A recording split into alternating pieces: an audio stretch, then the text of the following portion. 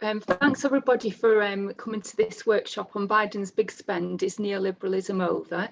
I'm Karen Buckley and I'm a Counterfire member. We've got two speakers who are going to be speaking probably about up to 15 minutes. And just to introduce the speakers, we've got Michael Roberts, who's a Marxist economist. He's also an author, and he worked in the city as an economist for 40 years. He was also a political activist in the labour movement, and he's written several books and papers, and he's got a blog, he's got a Facebook page, so they're worth checking out with those. We've also got Kate O'Neill, and she's a writer, written numerous articles, including Counterfire one, so it's worth checking out our site for that as well. She's a member of Counterfire, and she was very active in the US left for many years. Okay, so what we're going to do is we're going to have those two as speakers, like I said, up to about 15 minutes each. And then after that, we'll have comments, contributions, questions, whatever, just after that. So maybe get a discussion going. So what I'm going to ask people then, which I'll remind you at the time, we'll probably keep contributions to 2 minutes if possible. And it'd be really nice if people can actually put the videos on. I know that was mentioned earlier, so it's really good if we can do that so we can actually see people who are involved in the discussions and things. So anyway, so first of all, then I'm going to bring Michael in, if that's okay. Are you okay to, we didn't actually arrange that first, but are you okay to speak first, Michael? I was actually was it Kate? Is it Kate? Is it Kate? Okay, sorry about that. Yeah, so we're going to have Kate first then. So if you want to come in first, that'd be great. Thank you. Okay, thank you. Right, so is Biden's big spend the end of neoliberalism? That's the question today. I would say definitely it's a big spend. Biden's Build Back Better stimulus plan, which is what we're talking about, is projected to cost somewhere around $7 trillion altogether. He's already spent $1.9 trillion for what's called the Rescue Act, which is basically just an extension of COVID relief under Trump, which was called the CARES Act. And we're looking at probably around another $4 trillion for infrastructure and social spending. And that's sort of two separate plans. One is called the jobs plan, the infrastructure plan, and the social spending plan is called the families plan. So if I refer to those later, those are kind of like the big sort of the three columns of the spending package. If those proposals pass in full, deficit spending as a percentage of GDP in the US would rise more than it did under Obama. And it would be roughly double that of Roosevelt in the 1930s in his New Deal, and equal to about 10 times that of Lyndon Johnson in his Great Society in the 1960s, in their first years of presidency. If fiscal austerity were the only indicator of neoliberalism, it would have already been ended under George W. Bush. He ran up the deficit with his wars in Afghanistan and Iraq, and his mammoth bank bailout in 2008. It certainly would not have existed anymore under Obama, who passed a pricey stimulus package in 2009, but at the same time extended Bush's tax cuts for the wealthy and protected banks while millions of Americans had to foreclose on their homes. Trump himself, with his $2.2 trillion COVID relief CARES Act last year, would also have sounded neoliberalism's death knell. But of course, neoliberalism is about more than just avoiding deficit spending. In the US, it's defined primarily by Reagan's supply side, or what he called trickle-down economic ideology of the 1980s, in which government tried to restore profitability following the recession of the 1970s through cuts to social spending, note not military spending, but social spending, deregulation of the market, tax cuts for the wealthy, and also, as it turned out, some pretty vicious union busting. It was a rebuke to the post-war bipartisan consensus emblematized by Roosevelt's New Deal of the 1930s, and then furthered by Lyndon Johnson's Great Society of the 1960s. And the idea, of course, is that if business was doing well, all boats would be lifted in the economy, and that good government is small government, translated to British English, Thatcherism, basically. So to understand this question, we need to look at the ideology that's driving it currently, what the government's actually spending the money on, who's paying for it, and also its relationship to unions and social movements. Biden has been explicit, actually, that this new spending is a break from neoliberalism. In his 100 days speech to Congress a couple of months ago, which is 100 days after he took office, so it's an American tradition for the president to address Congress, he said, quote, "Trickle-down economics has never worked. It's time to grow the economy from the bottom and the middle out." And this reflects broader thinking in the Democratic Party, especially since the start of the pandemic, somewhat before, but also especially since the start of the pandemic. Former Congressman Barney Frank, who actually helped to craft Obama's stimulus package in 2009, said it's been a major shift. People have gone from being anti-government to beyond being even neutral on it, to thinking we need the government, it has to help us. And this is again, this is a rebuke of Reaganomics, and also a tacit admission that the Democrats have followed the same path in the interim between Reagan and Trump. In 1996, Clinton famously declared, quote, "The era of big government is over." He oversaw cuts to welfare in favor of deficit reduction. He, of course, was famous for NAFTA and his free trade policy. He had a laissez-faire approach to business. And because of that, we saw a much widened gap between rich and poor, so that under Clinton, the ratio of CEO to average worker pay more than trebled. So in 1995, it was 120 times the average worker's pay. And in 2000, it was 368 times the average worker's pay. And if you're not convinced about the ideological shift there, I've actually read that Biden actually now has a picture of FDR in the White House. That's some of the driving idea here. But I think it's not just an ideological shift, it is a shift in substance. Unlike Obama, Biden's plan proposes to be redistributive. He's got what he calls a Made in America tax plan, which proposes to fund the new spending with 8 years of higher taxes on corporations and the wealthy, also funding the IRS to crack down on tax avoidance. And if it passes, there will be significant improvements to the lives of working people. His jobs plan is looking to provide 10 million green jobs. We don't know exactly if it's going to happen, but he's saying 90% blue collar jobs for building, repairing, and climate change proofing key infrastructure, building affordable housing in schools, installing universal broadband, and the like. The families plan will provide paid family leave for people, which, kind of crazy to think we don't already have that, but it would provide pay for people who had to leave for family reasons.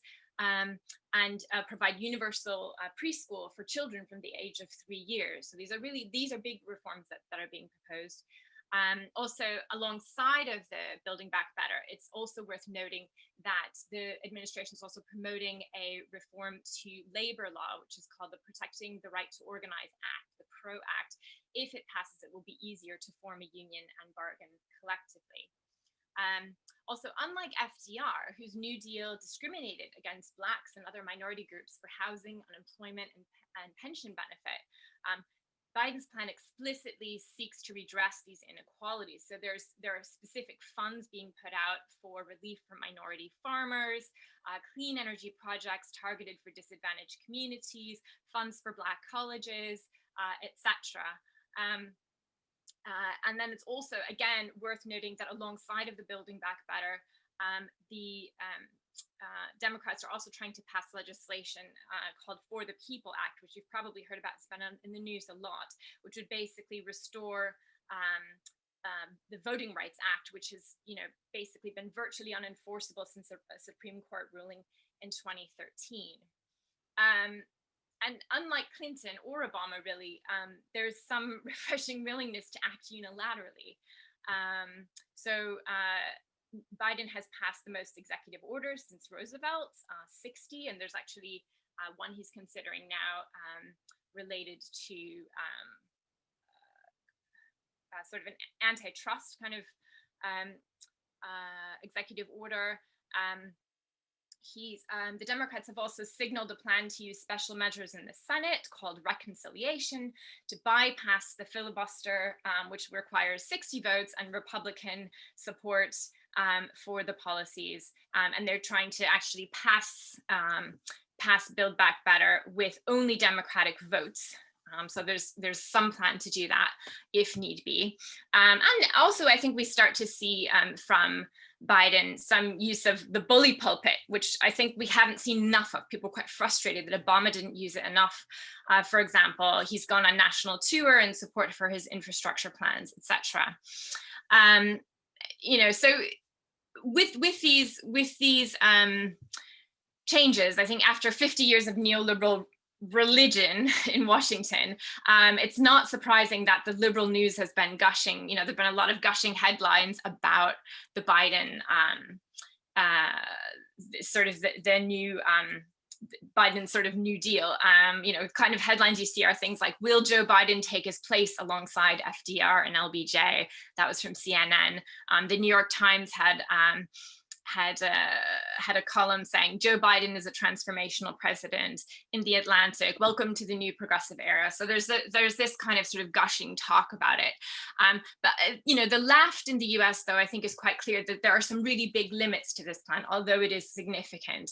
Although Bernie Sanders, who's currently really involved in the process in the Senate, has fallen in line with Biden's Build Back Better.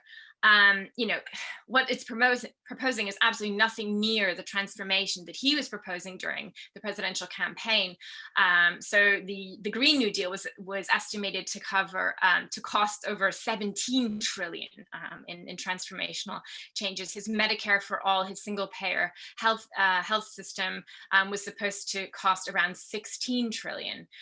So nothing near that. It's also nothing near the what the European countries have provided in their welfare states over the years. So the US spending on families right now is only a quarter of what is spent on families in the UK, Germany, and France. And that's certainly, the Build Back Better won't even come close to filling that gap. And also in terms of tax hikes for the wealthy, the federal tax rate on the wealthy would only be in terms of what Biden's. It's okay. You can carry on. Sorry. Okay. In terms of in terms of what Biden's proposing for tax hikes, it would only bring the federal tax rate on the wealthy to just, it would still be a fraction of the tax rates that existed even in the US in the post-war period, so the 40s, 50s, and 60s. And then also really importantly, there are bound to be some really big compromises. Both Lyndon Johnson and Roosevelt had solid majorities in both houses of Congress in their first years in the presidency. But Biden has to deal not only with the filibuster in the Senate, but also the fact that there's a section of his party that's quite right-wing and is actually not particularly interested in making a war around this. People probably have heard about Senator Manchin, Senator Sinema, who are actually really now being seen, unfortunately, as sort of kingmakers in some of this, bipartisan dealing in Congress. The Democrats' current strategy is actually to split off the measures that they think the Republicans will agree with and actually get a bipartisan deal through the Senate. And then to actually, whatever stuff they can't get with bipartisanship to actually get it through what they're calling the reconciliation bill, which would be, we know exactly which of those measures would probably be on that side. It's really the infrastructure that, the Republicans can agree on. Okay, there's crumbling infrastructure, it needs to be, roads and bridges need to be repaired, but actually on the social spending side, the racial justice spending side, these things, the Democrats are saying, okay, we're going to split it off and try to get that through reconciliation, which is basically, it's a special measure in the Senate where you don't have to deal with the Republicans, but you, of course, you have to deal with the right wing of your own party, unfortunately. So that's also still going to be a challenge. So currently, Biden's reached a deal in the Senate for 1.2 trillion, and actually that's only less than 600 billion in new spending. And there have actually been a lot of protests, especially by climate activists and left Democrats, that's just simply not doing enough around the climate. I'm not sure if anybody has seen, but actually Greenpeace did a really interesting expose on Exxon, where they went undercover and talked to a corporate lobbyist and just kind of spilled the beans on how involved, fossil fuel Exxon is in actually lobbying senators right now to ensure that there won't be a lot of climate change measures in the final deal. Okay, got 1 minute left. The current draft of the Senate bill includes no tax rises. So, there's also fears that it could be paid for with privatization of infrastructure. So Biden said that he would not sell off federal assets, but in fact, the fact sheet on it says, talks about things like public-private partnerships, asset recycling, and things like that. So a little bit of the same old in there. Nonetheless, I might go a couple minutes over. Is that okay? So maybe just a minute, because we have to keep to time a bit. But yeah, come on, as much as you can, yeah. Right. So, nonetheless, it's really important to say that there's a real shift here, and that's the reason for it is economic, and it's also geopolitical. So if you listen to Biden's 100-day speech, again, very carefully, he says things like there's broad consensus of economists, left, right, and center, that trickle down isn't working. Neoliberalism just hasn't resolved economic crises that existed even before the pandemic. It's being, Biden's actually getting support from some of the major corporations in the country, like Microsoft. But there's also the side of it that, they're looking to competition abroad with China as a global competitor, concern about domestic and political and social divisions in the country. And those also need to be resolved in order for the US to sort of become legitimate again as a world leader. I think under Trump, under the pandemic, a lot of problems in the country have been exposed. So I would just finish with a quote, actually, and then we can maybe talk a little bit about what this means for the left in the discussion. Just to say that there was a left-wing website called The Tempest, which is really good, and I think we're sending out a link on that on this discussion. I think really summarized well why this is taking place now in the US. Why are they going for an end to neoliberalism? I think the Democrats, not all the Republicans, but the Democrats and a lot of the ruling class. And so here's the quote: Biden realizes that Washington cannot maintain global hegemony when it resembles not an exceptional shining city upon a hill, but a shithole with crumbling infrastructure, deep inequalities, intractable political divisions, and a state incapable of even saving its own subjects' lives. The administration's policies are designed to revive US competitiveness abroad while preventing renewed unrest among working and oppressed people at home. So that's it for that. There's a lot more to discuss, but thank you. Okay, thanks very much for that, Kate. It was really interesting. So hopefully we'll get lots of discussion going after. But first of all, we're going to hear Michael's contribution. So yeah, do you want to come in now, Michael? Thank you, Karen. Well, I want to just go back over what we might consider what is neoliberalism, define it, how it came about, and why, as Kate has partly explained, why it's failed, really, and why there's been a change of policy and attitude on the part of the ruling elites, not only the US, but also in the UK and Europe as well, that they have to look to different policies if they're to help capitalism get out of the mess they've got in, which, as Kate pointed out, has been exposed during the pandemic. So, as is my usual want, I'm just going to show you some graphs, which will help, I think, to clarify what I'm trying to say. If I can find the right ones. Where are they? There it is.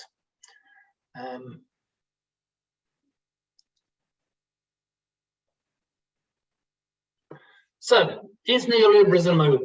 Well, what is neoliberalism?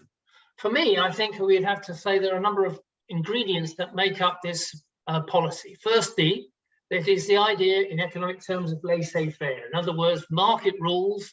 It's not a question of managing the market or fixing anything wrong with the market. The market, if it's allowed to run freely, will produce what we all need. It will produce a better world for everybody, but it will be based primarily on producing and increasing profit. If we can increase profitability through the market without interference by trade unions or government and other forces outside the market, then the capitalist economy will grow well. And if we can base ourselves on the philosophy of getting greedy, people fighting for more profit will actually increase production, increase productivity, and eventually everybody will benefit. And there is no need to have some sort of cooperative idea that there is a society in which we have to help out each other. It's a question of each individual competing on the market or each company competing on the market in order to gain things, and that will bring a result for everybody.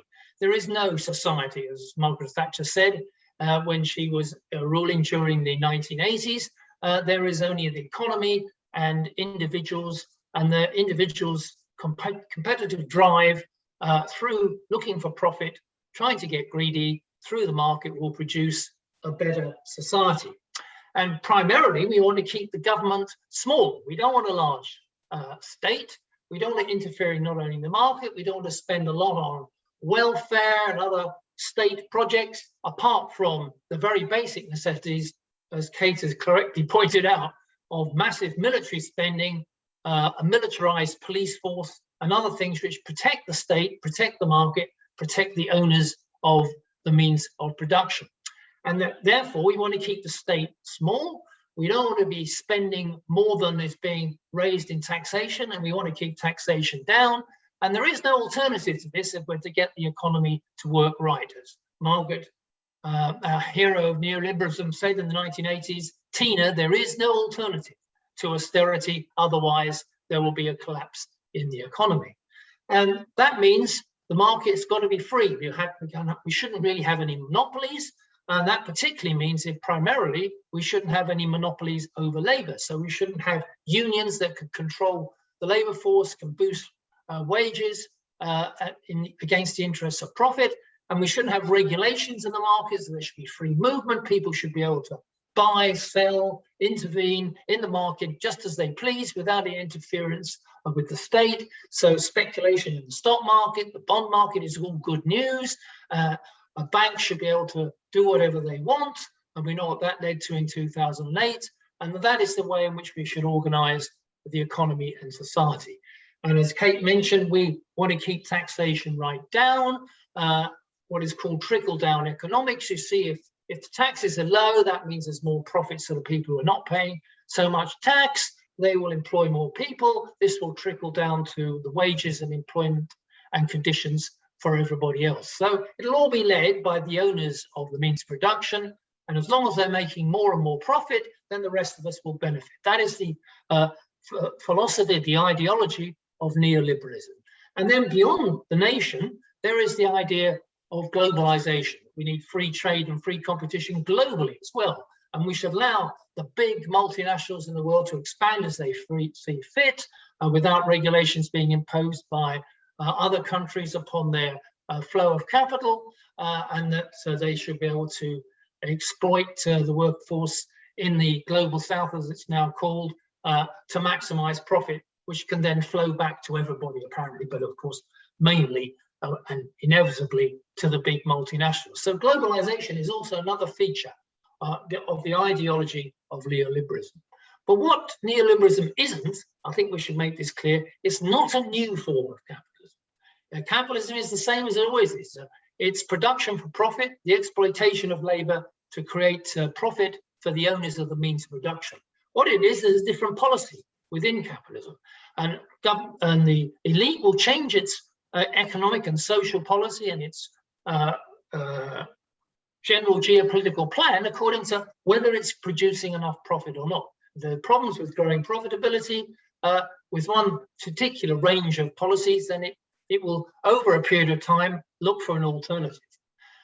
In my view, the fundamental aim of neoliberalism is to raise the profitability of capital and weaken the ability of labor to defend its interests so that profits can grow at the expense of labor. That's the fundamental aim of neoliberalism, which actually, of course, is the fundamental aim of capitalist production anyway. But so neoliberalism is a policy to achieve this more effectively. The reason neoliberalism came in my view, is because there was a major profitability crisis in the major capitalist economies during the 1970s. And as I'll show you shortly in the next graph, there was a massive drop in the rate of profit, the profitability of capital on average for most of the major economies. And the idea that which had been taking place in the post-war period up until the late 60s and early 70s was that you could macro-manage the economy as they'd done to some extent during the war. That policy, which is sometimes called Keynesianism, namely that governments can intervene to try and manipulate the government spending and the taxation system so that the economy grows in a harmonious way, that was clearly failing because profitability was collapsing during the 1970s, and there was a major slump in 1974-5 and in 1980-82. And so the policies of Keynesianism or macro management lost support as crises had not been stopped and there was no longer growth, and above all, profitability was declining. So you got the position of what was called stagflation at the time in the 1970s. You had high inflation and high unemployment, directly contradictory to the theory of Keynes that one is a trade-off against the other. So neoliberalism, or reversal of the Keynesian policies and macro management towards this free market philosophy that I've just described, became a necessity on the part of the ruling elite. And here's a demonstration empirically of that. If you look on the left-hand side, you can see the top 20 economies in the world, and you can see over the period from 1950 till now, there's been a general decline in the profit of capital on an average basis, but particularly notice the period of the late 60s to the early 1980s, a massive drop in the rate of profit in all these major economies. So there had to be a reversal of policy to try and drive up the profitability of capital as best it could be done. And you can see in the so-called neoliberal period, which takes you up to the end of the 20th century, that had some effect. It did achieve an improvement in the profitability of capital, at least for a while. But of course, that has changed since the end of the 20th century, and there's been now a decline in profitability, and what I call a period of a long depression, which has now descended upon the capitalist economy. The right-hand graph merely shows that for the top 7, the big capitalist countries, including the United States and those in Europe and Japan. It's the same trajectory of the profitability there. And one of the features of driving up profitability was to drive down the share of income going to labor, and in particular destroying the union organization which existed in the post-war period up until the early 60s, which gave some support to what we saw the so-called golden age, which was achieved by workers being able to improve their conditions through their ability to have some degree of labor power in a period of relative full employment. And you can see on that came to an end, and we've seen a steady fall in union membership in most countries in the world, and at the same time a rising rate of income inequality, the top 10's percentage of income increasing during that period, particularly after from the 1980s onwards. So the results of neoliberalism were to some extent increasing profitability, but the failures of neoliberalism were revealed by the fact that it didn't actually improve the productivity of the economy and therefore improve conditions for everybody. It didn't achieve an increase in investment. All the things that Kate was talking about, the failure of America to have decent infrastructure, to have investment in productive activities that produce good, well-trained jobs and conditions. None of those things took place under the neoliberal period. Productivity growth remained low, investment growth remained low. We've seen a rising inequality, and contrary to the so-called philosophy of neoliberalism of free competition, actually monopolization increased with the big banks and oil companies, and now more recently the high-tech and social media companies dominating the economy. And we saw not a free trade and expansion to the benefit of global South, but the intensification of imperialism and the exploitation of the poorer countries of the world by the rich and the multinationals. And above all, we had more crises in the period of imperialism, culminating in the biggest slump in capitalism since the post-war period, since the 1930s, in the Great Recession of 2008-9. So here's a graph showing the general decline in productivity growth in both the advanced and emerging economies during the period of neoliberalism. You can see from the 1970s to now, the productivity growth rate has declined from around about 2% in the advanced economies down towards 0 and even lower just before we got to the pandemic.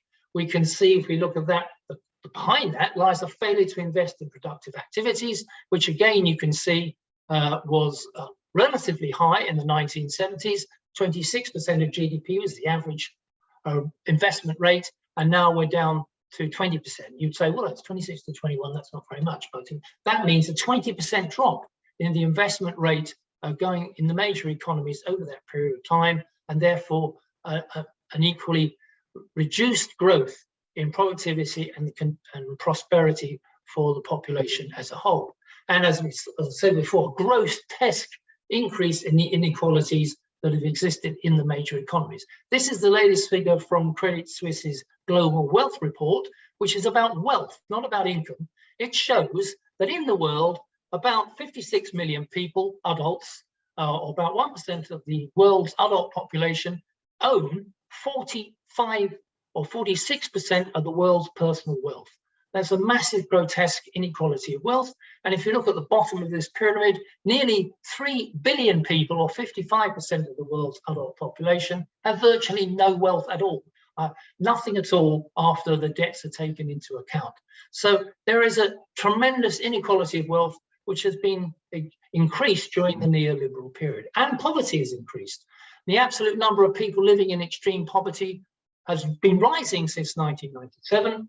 And absent other measures, it will continue to rise into the 21st century by varying degrees, depending on which country. The right-hand graph shows you the top 10 countries' poverty headcount in 2013 compared to where they were pre and post the COVID. And that means a general increase in the number of people who are on the extreme levels of poverty. The World Bank sets that at $1.90 per day, which is an incredibly low level to say that people above $1.90 a day in earnings are not poor or not in extreme poverty. Of course they are.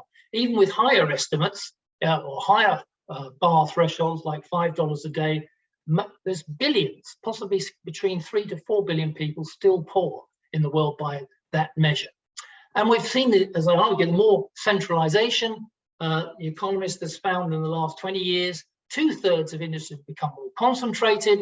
There's an increase in the rise of monopolies, and that brings higher prices for consumers, increased inequality, and a less dynamic economy.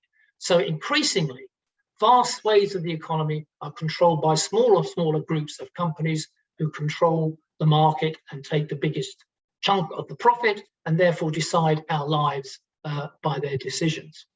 Here is possibly the most staggering graph, which I like to put forward as a demonstration of the failure of neoliberalism to achieve an improvement in conditions. This is the US real GDP per person since 1947. So you can see that red dotted line is the trend of growth, which has taken place per year on average per person in the United States in GDP terms, just over 2% a year on average, up to 2006. But since the Great Recession of 2008-9, that trajectory has fallen away, and the trend is way, way lower than that. It's almost stagnant now as we went into the pandemic and come out of it, so that there's no improvement at all in the prosperity on average, this is an average figure, we've seen how unequal that is, so it's even worse for the people under the average. There's been no improvement on average for the basic conditions of people in general in the United States, which is actually the fastest growing economy of the major G7 economies in that period of time. And at the same time, we've also seen a collapse in globalization and imperialism, and we can see that world trade on the right-hand graph has become completely stagnant. And value chains, which is another measure of trade, has also flattened out. So in my view, there's been no change in aims, but a change in policy. The emergency of the Great Recession has forced governments to look at monetary intervention to begin with during 2010 and 2020, and now fiscal intervention along the lines of the Biden package. These are emergency measures, as happened in the 1930s in Japan and with Roosevelt in the US. So there is nothing new about the Biden package in the sense that this is a desperate turn to try and revive the US economy as it's failed under the basis of neoliberalism. The debt burden has built up. Many companies called zombies are not earning enough profit even to cover their debt costs, and that's increasingly slowing down the economy. There's been no solution, as Kate pointed out, even in the Biden program really, to deal with the rising climate crisis, which is reaching the intensification of a position where it's becoming out of control. So to summarize, neoliberalism, the policy of laissez-faire, small state, free competition, low taxation, globalization. The aim of neoliberalism to raise the profitability of capital, but that's because of the profitability crisis of the 1970s and the failure of Keynesianism. And the results have been generally a failure: low productivity, low investment, rising inequality, monopoly, and intensified imperialism and more crises. The failure of neoliberalism since 2000 has led to a long depression, which has forced governments to look at alternatives with more monetary intervention, more fiscal intervention, but these are emergency measures. It's a change in policy, not a change in capitalism, but a change in policy to get capitalism out of its profitability crisis.